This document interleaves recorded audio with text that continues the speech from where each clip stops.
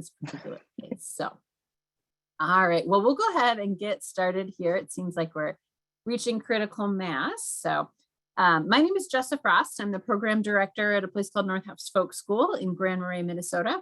We are a pretty unusual little spot, but what we are all about are stories, and the stories of traditional craft, stories of travel in the North, and the stories of people who are passionate about being out on the landscape and making and using things themselves. And so that takes a really wide ranging viewpoint, I would say. So we've been gathering on Zoom now for a good, 18 months or so that we can bring those stories a little bit more to a little bit larger audience. So we are so excited to have first time North House folks join us, as well as lots of familiar names here in the room. In November each year, we host an event called the Winterers Gathering that celebrates the arrival of sort of the hallmark season of Northern living, the winter. And typically, and we'll be gathering next weekend on campus for some modified versions of that event. No contra dance, sadly, but still an outdoor chili feed. We're excited for those who are able to join us in person, but also really happy to be able to connect with people via Zoom to share some of these stories. So a little bit about how this will work tonight. This is a webinar. So if you're wondering why you can't see your face, it's because it's a webinar. You get a free pass. You don't have to show up in a little box. You can just watch. And we would still love to interact with you. Please use the chat as well as the Q&A button down in the bottom of your screen. If you're using a device, you may have to kind of tap on the screen to get them to show up. The Q&A, which is two little bubbles, is a great place to drop questions that you may have as Emily presents. We're going to take questions at the end, and so that way your question doesn't get lost in the flow of the chat. But if you have commentary or kind of other just notes, the chat is a great place to put those. So I think that is most of what I wanted to let folks know. This is in the third in a series of webinar presentations for Winter's Gathering. We will be posting a recording on our website tomorrow. And so if you get called away this evening, or if you know somebody who would love to hear Emily's story, you can check out northhouse.org mid-morning tomorrow or so. And there'll be a link to this presentation that you can share with them. So we thank Emily for her willingness to let us do that. And yeah, next, the final in the series of these presentations will be next Tuesday. That presentation will be about sauna building.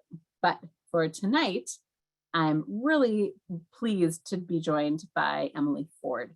Emily is a Duluth resident who grew up there, and she shares many things in common with many parts of the North House audience and the folks who tend to come to Winter's Gathering. She loves to be outdoors. She loves to explore, especially during the time of year when there are no bugs. That maybe requires a willingness to be a little bit uncomfortable in order to be outside. Emily planned a really big trip, and through an accident of social media and the conditions of modern life, that trip has become a really big story. Emily, I was joking before, has become sort of accidentally famous, and her trip has inspired people across the nation to get outside and explore, especially folks of color who are looking to feel more comfortable in and more safe in outdoor spaces. And so I'm really excited to hear Emily's story and to hear what she's learned on this unanticipated continued journey of telling your story. So Emily, thanks so much for being with us. Yeah, thank you so much. I'm really stoked. I'm excited to be joined by all these other people that like winter also. It's kind of like pretty uncommon, I feel like, to have a whole roomish, fake room full of people. I am going to share my screen with all of you and give you just a wee presentation on something I call the longest way. That's what I've decided to call the Ice Age Trail from here on out, because it seems accurate these days. Give me just a second to pop this up. Cool. All right. Also, I do, for those of you who know kind of how the story's run it out, Diggins is here, and she has an affinity towards chewing on bones very loudly, but it keeps her occupied and out of trouble. So if you hear any clunking in the background, it's most likely that she has found some bone to chew on. So please don't mind her right in the back. So I call this the longest way, like I said, 7 things, 7-ish. You know, I go through this presentation, I realize that I have like 10 things I've learned from taking this trip. But so it goes anyway. 7 things I learned over 1,200 miles. Oh, my button doesn't actually want to work. So I did the Ice Age Trail last year. It seems like just a second ago that I did the Ice Age Trail, but really I left on December 28th, 2019. And nope, 2020. Oh no, everybody. And got home on March 6th, 2021. So 69 days it took me. But the Ice Age Trail runs east to west or west to east, whichever way you want to start. I started on the west side in Potawatomi State Park in Door County, and I traveled west to Interstate State Park. Loop down and around, and there's a little section in the middle you can see there. It splits. It's called the bifurcation. There's just a disagreement on where the last glaciation went to, and so they decided instead of, it's the most like Midwest nice thing you could possibly do. They're like, let's just make 2 routes. But to be a through hiker, you only need to hike one of those routes. So like I said, this trail follows the extent of the last glaciation with a hair of a disagreement there in the south central portion. One of the things that I learned doing this is how to get started. And for me, it was this idea, and it's one I had for a long time. So as soon as I moved up here, I wanted to get into hiking more, but I also wanted to hike something in the wintertime. I asked a couple people what it would be like to hike the Superior Hiking Trail, which runs through Duluth in the winter. And they're like, oh, you need to eat a lot of butter. And I was like, okay, I didn't quite understand what that meant. I was pretty new to the outdoors like that, but I just like kept thinking about it. And there were people that supported that idea. So the person in the left with the picture of me and Diggins by my truck, that's my partner Flo. And when this idea started to surface, I was like, what do you think about this? And Flo, even though a little apprehensive, supported me fully to make this thing come true. And the person in the right photo is Shauna, and we've been friends ever since I moved up to Duluth. And we were playing volleyball one night. It's how I met her. And I was like, man, do you know of a trail that, you know, it's like 1,000 miles long? I could crush it in the winter time. I get laid off for the winter. I'm a gardener in my normal profession. And she's like, yeah, the Glacier Trail or something. And she had, you know, she didn't really know what it was called, but I was like, I like Googled it. I was like, oh, the Ice Age Trail. She's like, yeah. I was like, cool, I'm going to do that. And that was like the summer of 2019. And from that moment, I knew this is something I wanted to do. It sounded fun. I love the winter. I love backpacking. I've always wanted to do 1,000 miles. I love the winter. And like making that milestone, becoming a 1,000 miler or long distance hiker is like it's a huge deal. So what I learned, number 1 is have a plan. Number 2 is be prepared to throw it all out, your gear and everything, all your ideas of what you thought. Be prepared to throw them out. So the next really boring slides are just of like my spreadsheets. I have never been so prepared in my entire life. I had where I was going, who I was meeting, how much food I needed, how to break them up, things I needed to purchase, things I had purchased, like, did I do it already? And I had so much stuff. So this is a funny picture of Diggins. She loved to sit on she's hilarious because she, she's a sled dog. And so she lived outside and was in the cold her whole life. Yet she had an affinity towards sitting on top of my backpack, which was loaded with gear. My pack weighed about 65 pounds. And this is all of our stuff splayed out towards the end. I really pared it down towards the end because when we started, I had this pulk that you can see in the right picture. And it was like full of like my snowshoes, which ironically I get rid of in like the first week. You can see like the wheels up on there. So I made it so that you could flip those wheels on the bottom and attach them with like bungee cords. And I could wheel on the road. the Ice Age Trail is not completely finished, so you do have to do a bit of road walking. It's about 500 miles of road walking. And I knew that if I dragged a sled on the roadside, especially just a kid sled, I made my own pulk, there'd be a hole in it, like in the first, in the first day. But what ended up happening is within my first week, I ended up getting rid of half my stuff, not half, at least like a quarter of my things. The first person that did a food drop for me. So I ended up getting rid of the pulk, and I thought it was a great idea in the beginning, and it turned out to be like my worst enemy. Number two, even though I'm a solo hiker, it's great to take a buddy. So this is Diggins. She's, like I said, she's here now. We now own her, which is really fun and awesome. It was a bit rough before we adopted her. I had a really hard time. And I found her. I don't know if any of you know, I don't even know her last name, but Lynn Ann, she works up at Wintergreen, lives in Ely, other direction from Grand Marais. And she asked if I had a dog I was bringing along. And my other dog, Zulu, he's a summer boy. He's not quite winter material. And I said, no, do you have a dog for me to borrow? And she has cats, so she didn't have anything for me to borrow. But she told me to put a word out on a mushers group on Facebook. And one person responded. It was somebody from BD Family Farms, Sherry. And she's like, I might have the perfect dog for you. So Diggins at the time was 2 years old. She had just had puppies about 8 months prior. She comes from really good bloodlines. She's an Alaskan Husky and turned 3 while we were on the trail. And we developed this fantastic relationship where she thought she could have every single food that I had. Whenever we did this, because this image happened all the time, it always reminded me when Tarzan and Jane first meet each other, and he's like so curious about everything about her. And we had a great time, as you'll see in the rest of the pictures. Also, just learning a lot about roadblocks. Just like, it's funny because, you have all these plans, right? And like, for us who love winter, you're like, oh, I kind of know winter, but when you're living out in it for 2 months, you're like, oh, okay.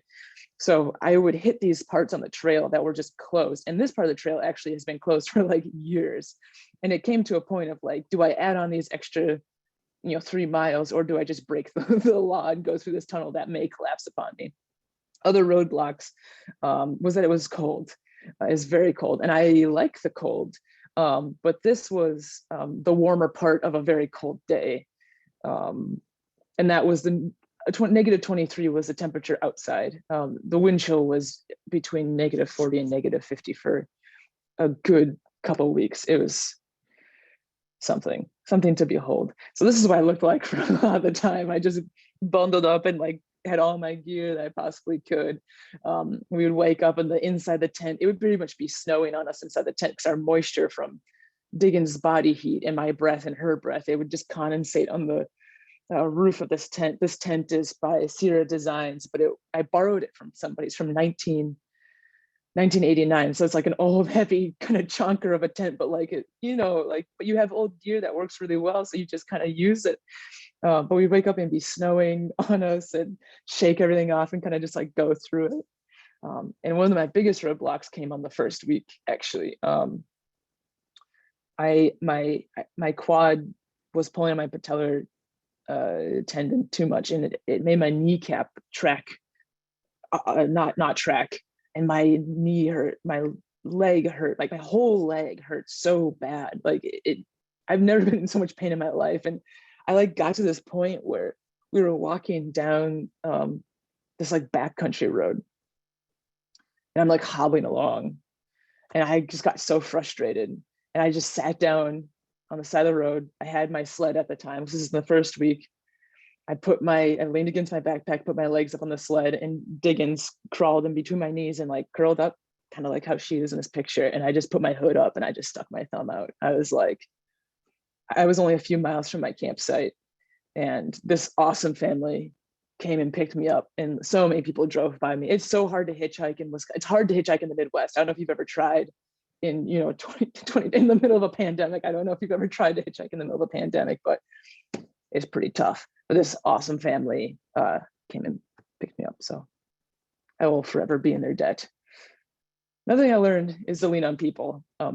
or your dog. I learned that a little kindness goes a long way. While we were hiking, we would see these awesome, I mean, people like went all out for these signs. They're like, oh no, like you guys are like, you're doing it, you're doing the thing, like keep going. And you know, because of that, because of this encouragement from like, you know, just people that we would meet, you know, there's something about being a solo hiker and living, I don't quite live a solitary life. I have a wonderful partner and I engage with community, but you learn quickly when you're alone that even the smallest bit of like gratitude towards you really can press you through some really hard times.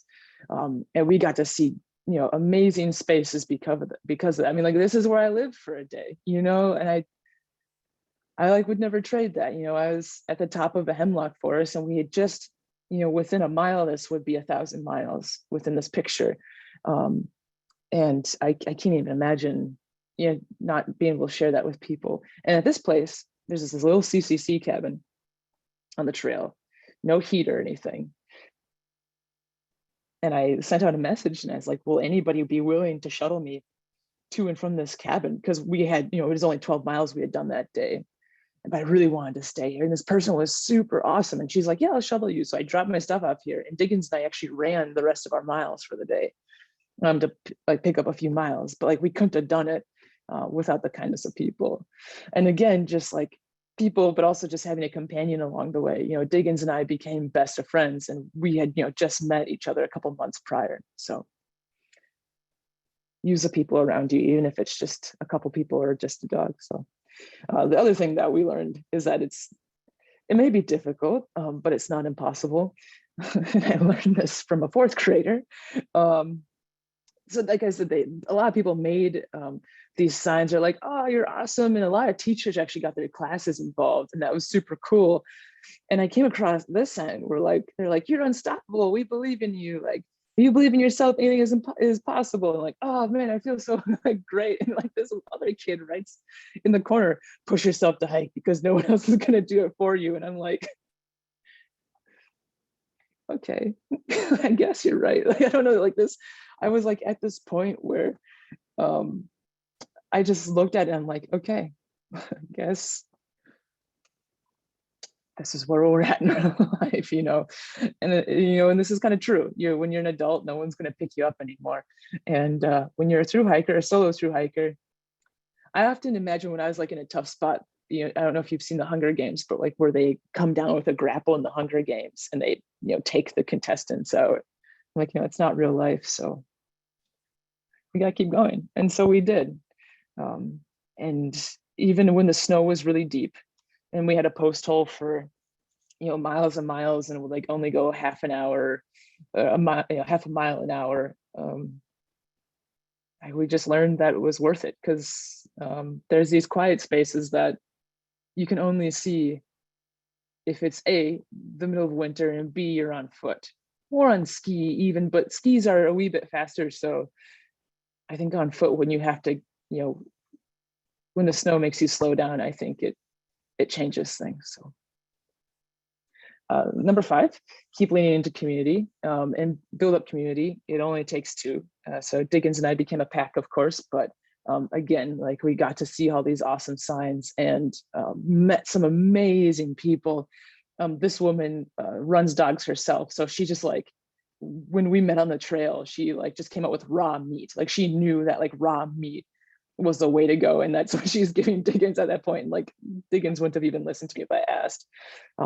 This guy, he wrote me this extremely kind note on the trail, and he's like, I'm an old guy that lives by himself. I promise this isn't creepy, but I'd love to make you food. He was a line cook, and he made me like a 4-course dinner and like a 5-course breakfast the next day, and you know, let me sleep and take a shower. And I was so full after leaving his place. Like, I was super thankful. Patty is still a very good friend of mine, and there was a blizzard one day, and I was silly and I put my glasses on my chest strap on my backpack. The blizzard was so cool, and you know, like people my age, we love taking photos of everything, and Diggins looked so cool in this blizzard.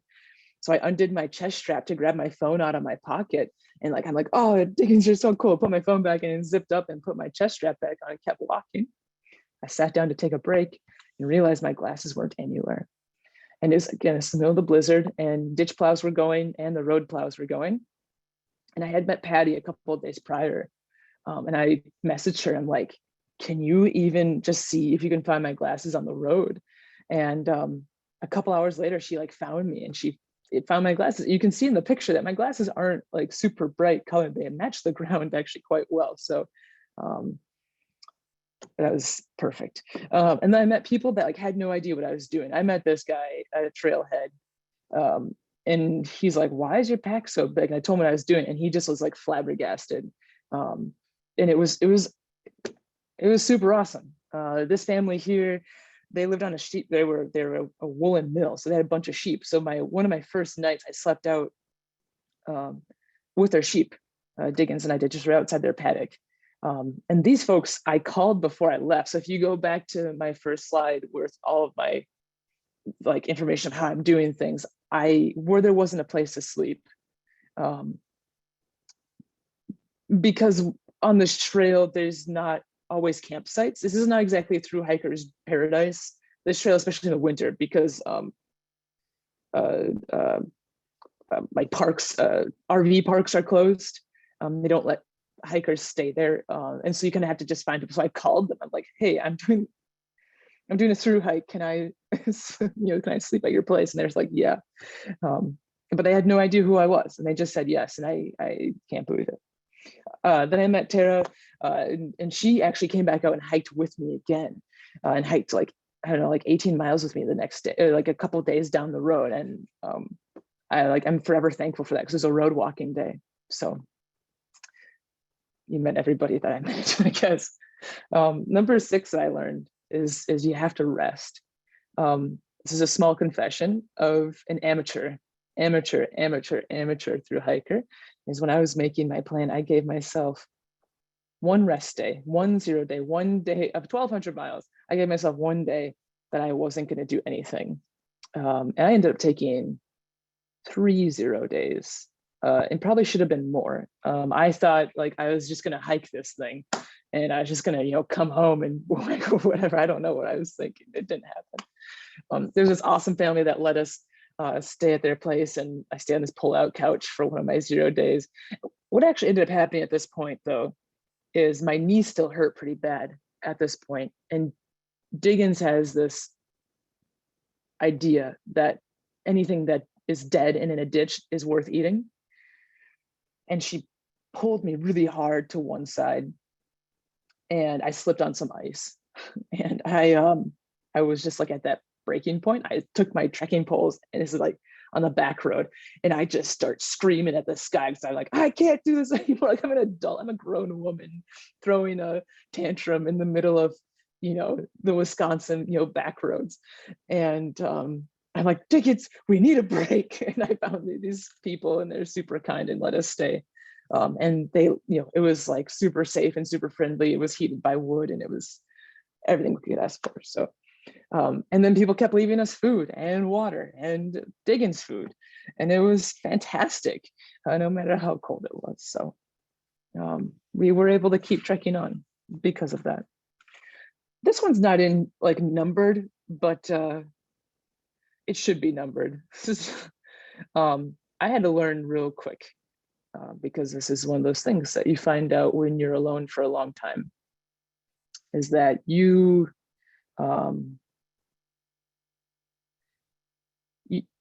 your own hero, but then also you're your own worst enemy, all at the same time when you're a solo hiker and there's nobody else around. So if you solo hike the Appalachian or like the Pacific Crest or the Continental, there's a good chance there's gonna be a bunch of people also hiking it.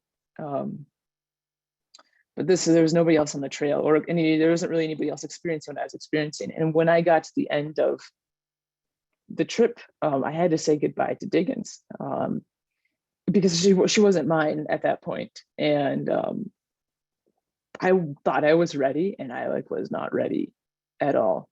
And I realized that all these emotions that have been building up on the trip, all these things I've been working through in like the quietness of being alone in the winter, kind of came to a huge breaking point at the end. And that was tough. I think still to this day, it's one of the hardest things I've ever had to do is say goodbye to her. So it's fine. I mean, she lives here now, but it still is heavy in my heart. The seventh thing that I learned is remembering your impact. I didn't really expect for me to be talking to anybody today. You know, when I started this trip last year, and you never know who's paying attention to what you're doing. And this is not just for me, like, you know, like when I look, so this is my Instagram, right? Sure, there's a bunch of followers and all this stuff, but you know, this is not what you think is going to happen. And it's not because I'm special really in any way. Everybody's watching what we're doing. You realize that, especially when you see little kids paying attention. There's a lot of people of color, I think, that, you know, they're afraid of the outdoors for an onslaught of reasons. But I think one of the main reasons is because a lot of people of color don't think that they're supposed to like the outdoors. My mom never told me that I was supposed to be afraid of the outdoors. She encouraged my uncleanliness when I was younger, just me being full of dirt. So did my grandparents. And so I didn't realize that that was a thing. And I was, you know, I was a little kid. I just did what my family did, which was be outside. And now as I get older, I realize, you know, through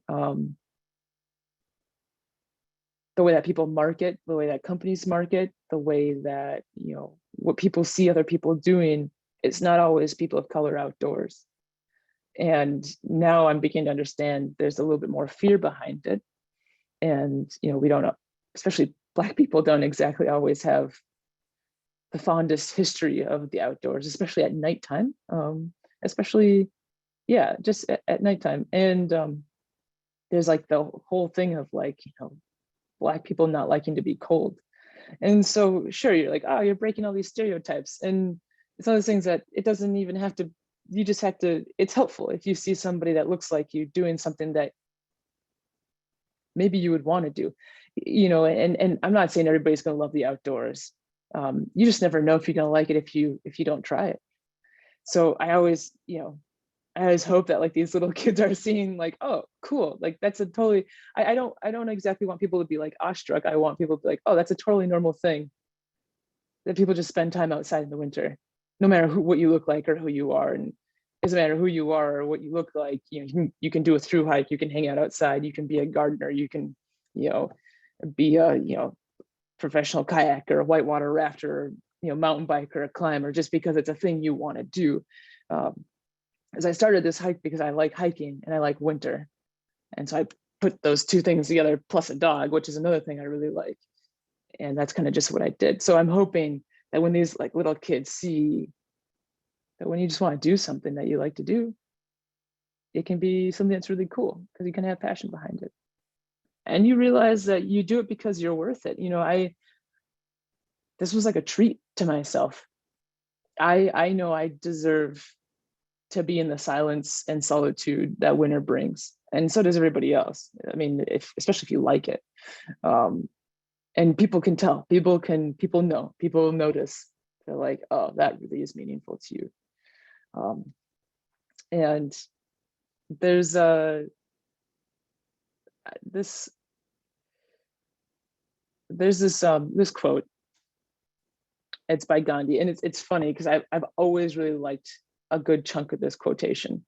But I'll read it, even though you can read it. I'll read it out loud anyway. And after that's going to be kind of the ending of it. But just kind of let this, if you would, just think about something that's kind of like, that's always been kind of sitting in the corner of your heart that you've wanted to do.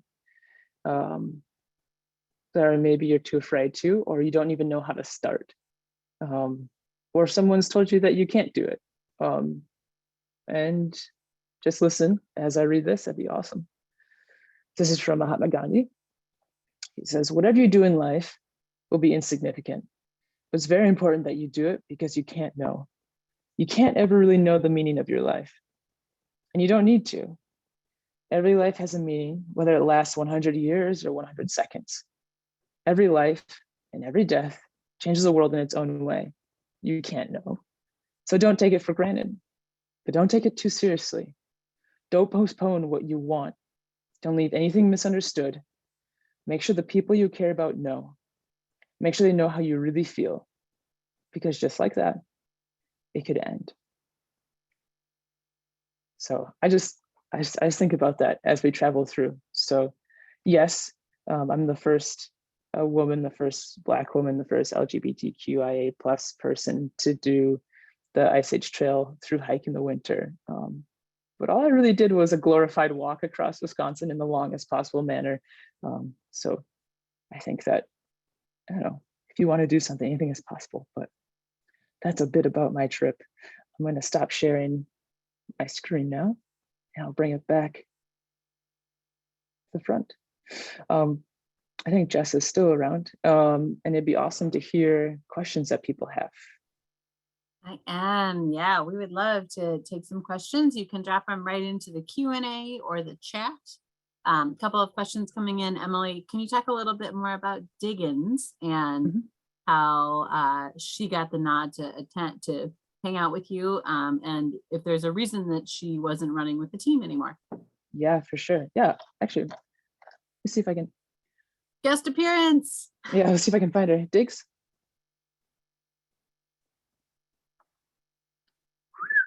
Diggs. Oh, maybe she's. Hang on, just hold tight, everybody. She's somewhere in this house. Mm-hmm. Oh, she's right here. Hey. Yeah. She thinks it's bedtime already. Yeah, well, kind of looked like bedtime for the last 4 hours. So. I know. Hey, come here. Yeah, so I don't know if we can see. Hey, Diggins. There we go. Yeah, so she's pretty funny. Why weren't you running? Yeah, so she just had puppies, and they just were whelped. Also, Bear Grease wasn't quite, they didn't think Bear Grease was gonna run up here. And they thought that it was gonna be canceled for the year. So she was ready to run Bear Grease, but then that kind of happened. So none of their dogs were gonna run. And then Bear Grease ended up happening, but she was on the trail with me. So that's what happened. And they had a different team running, so that's that. But yeah, she's very fit. She's in good condition. She's very fast, very, very fast. So we don't let her go off leash anywhere. She'll never come back. Yeah. That's great. Thanks for making an appearance, Diggins. Yes. Yeah, and also we got to keep her because she had puppies and her bloodline was already in the kennel then. So it was okay for her to go. Are you good? Are you done? Are you shy? Okay. That's great. Yeah. Let's see. Lots of questions about if you have taken hikes in the past, long hikes like this in the past, and where. Yeah, not this long. My longest one prior to this would be, I did the Border Route Trail and the Superior Hiking Trail. So the Border Route runs between us and Canada, links up to the terminus of the Superior Hiking Trail, which runs near the shoreline of Lake Superior through Duluth, just south of Duluth. That was like 325 miles, I think. Sure. Yeah. And then of course everyone wants to know what's next. Right. Yeah. Always. That's okay. Yeah. Diggins and I will be skiing across the Boundary Waters this winter. So much shorter of a trip, but much more wild of a trip, I think. I'm really excited. I have lived in Minnesota for almost 30 years. I have never seen the Northern Lights. And so I'm like, this is like me actively working towards seeing the Northern Lights. A big part of the Northern Lights is just being in the right place at the right time. And I'd say you're increasing your odds by being in the Boundary Waters. Yeah. When is that trip going to happen? That'll be in February. Great. What's your route? Oof, don't know yet. Yeah. East I to gotta west, finish west to telling. east. I gotta finish. It'll be west to east hiking. I always hike towards home. But you're gonna ski this time, you said? We'll be skiing. We'll be skiing and linking up to the Kakakabik and then the border route trail again. So maybe hiking those portions depending upon what the trails look like. Sure, The with the Kakao snowfall and the Kakao is a mystery. yeah, lots Even of during the adventure hiking season. Yeah. to be found out there. Yes. That's great. Well, lots of folks I'm sure will be happy to do support for that trip up in our neighborhood. Let's see. Did you have any frostbite? Any precautions you had to take? I got weird. It wasn't quite frostbite, but it looks like frostbite. I actually got it on my butt, Ooh, ouch. Ouch. Which is a really odd spot to get it. Yeah, but no, all fingers and toes. A little bit of frost nip on a couple of my toes, but mostly on my butt, which is so unfortunate. But mostly healed, hopefully. Yeah. All good. Yeah. Could you talk a little bit about how you connected with people along the trail? How did the people who were leaving you messages and offering you things, how did they know about you? Such a good question. I would like to also know that sometimes. A lot of people loosely followed along on Instagram. I would post once a week. And other times, the Ice Age Trail has a really good alliance and association. And they have trail communities in each county. And they would like tell the next community in the next county when I was coming through. It was crazy. They were amazing at finding me. That's great. That's really cool. You spoke a little bit about this, but I feel like that story about the kindness of strangers is often a part of anyone's expedition story. Were you sort of assuming that would happen? Were you really surprised? How did that land for you? I had no idea what was going to happen. So especially if you look at my spreadsheets, like I planned everything as if I weren't going to meet anybody or come across any gas stations or anything like that. So I was like pleasantly surprised. Yeah. Especially the Midwest where there's not really trail culture. Right, in the same way. Yep. Yeah. Let's see. Lots of great questions here. Will your Boundary Waters trip be solo as well? Yeah. Yep. Diggins and myself. Yep. Nice. That's great. You left your snowshoes behind. What was your footwear of choice? Yeah. So there wasn't really much deep snow until like the last couple 100 miles. And my snowshoes aren't very light. My footwear in the beginning were Baffin boots that I could take the insole out, but the bottoms were really soft. So I went right through those bottoms were so toast. Then I switched over to my Solomon winter boots, and they carried me through the rest of the way. The road walking really ate up my boots because my pack was so heavy, and like I weigh a lot, my pack weighed a lot. So just together, those poor shoes. Yeah, and salt and sand and all that stuff, I suppose. Yep. Yeah. I'm curious, this is a question from me. Did you take any media with you, like books or podcasts or music? Yeah, I'm pretty intentional about not listening to anything while I'm hiking.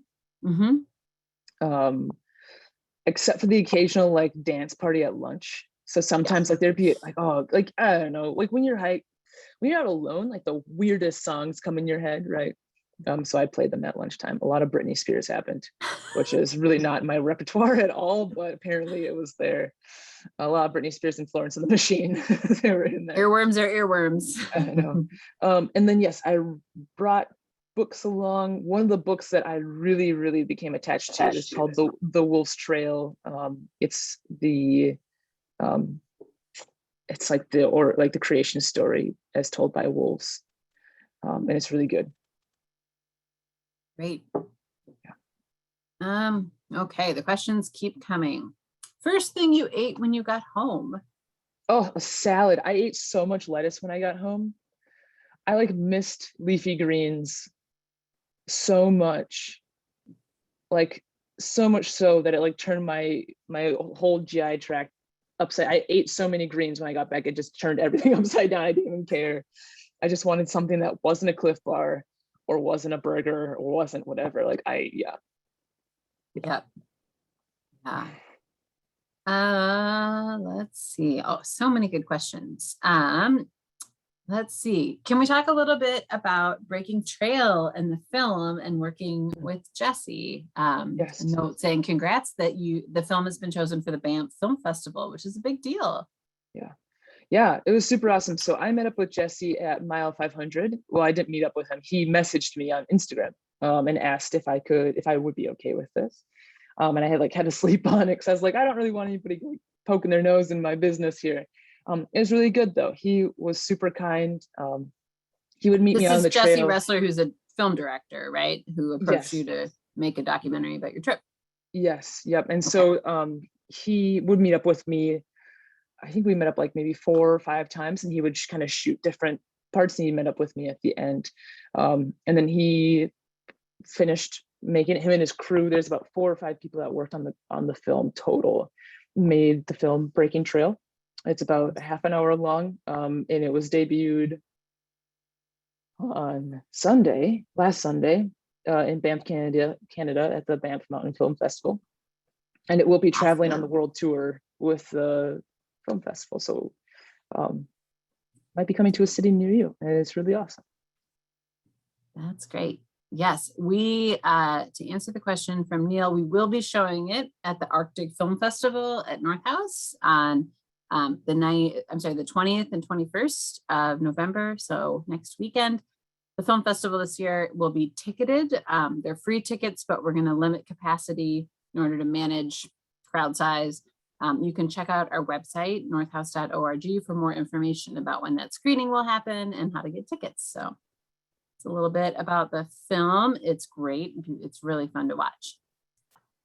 So a note saying, my wife and I thru-hiked the AT a couple years ago, and she admitted that in certain trail towns, she wouldn't have felt comfortable on her own without me. She is Latina. Did you have any challenging experiences where you weren't fully welcomed as you were? Nobody outrightly made me feel uncomfortable. There's lots of flags and lots of like propaganda that I walked past. I was just like, okay, and here we go, just walking past that by you. Like, just, you just kind of, everybody has their different ideas. And when you're a solo hiker, you just boldly go forth and just pretend to give, zero craps about anything. And I hear that, especially you meet some wild people in the Appalachian Mountains, not gonna lie. So I can kind of resonate with what your partner is saying, but I did not have any issues, thankfully. I'm glad to hear that. Let's see.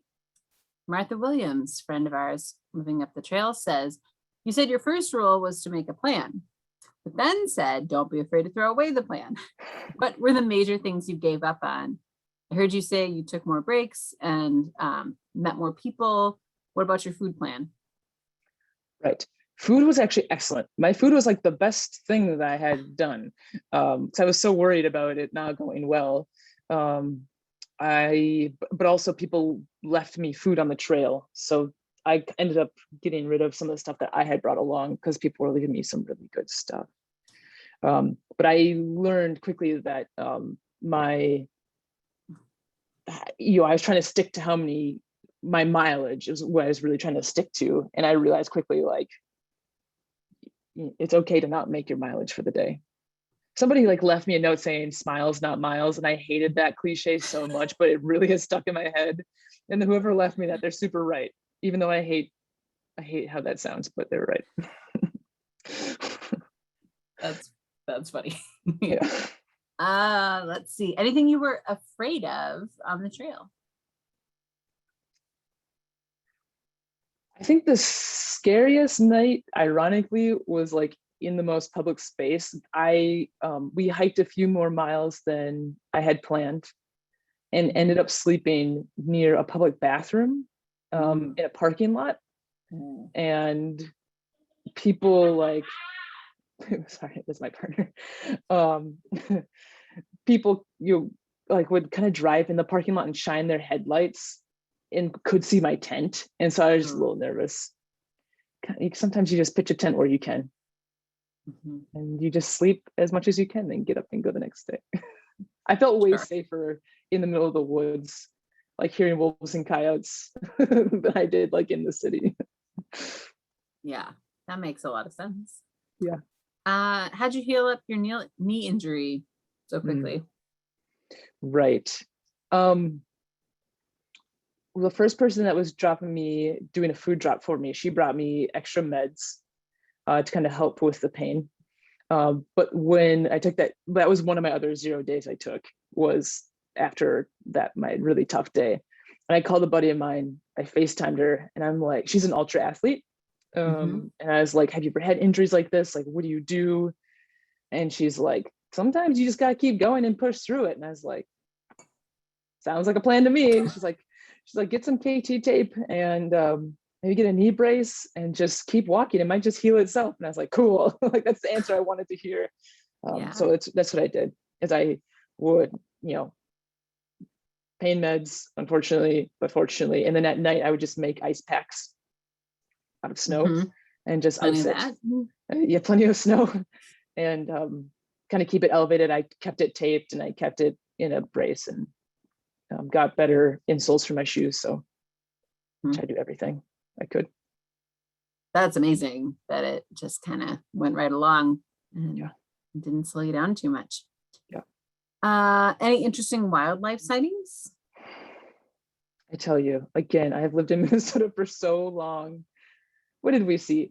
The coolest thing we saw probably were fowl. So an owl went right over the top of my head, like within reaching distance. And then we saw a couple of eagles with their nest. They were out hunting. But usually when you have a dog with you, a lot of the wildlife stays away, which is good in some instances. But also you never get to see cool things. Yeah. It's a trade-off there. Let's see. You posted a little bit on the challenges of transitioning back to normal life. Do you have any advice for people experiencing that transition? Yeah. Give yourself a lot of bandwidth if you can. I know not everybody, I know people have to go back to work and, get back to their normal lives, but give yourself a lot of bandwidth and like just a lot of grace. And somebody told me that exact same thing while I was on the trail, and I was doing an interview with somebody, and after we were done doing our interview, when we were off recording, she's like, just to let you know, this could happen to you. She's like, it took me 3 years to get back on the trail. And I was like, I'll be fine. And I got home and I was like, it was the worst. So give yourself a lot of bandwidth, give yourself a lot of grace. It's okay if you're not interested in the things you were interested in before you left. Like, that will most likely, that's just what depression does. You will get out of it. If you don't already, I would, especially if you feel like it's getting worse, go see a professional. Before I left, I had a therapist, and I knew I would need to talk to her after when I got back, and I did exactly that. And there's no shame in asking for professional help. If you have a partner, in any sense, if you're married or just even if you just live with a roommate, let them know what you need.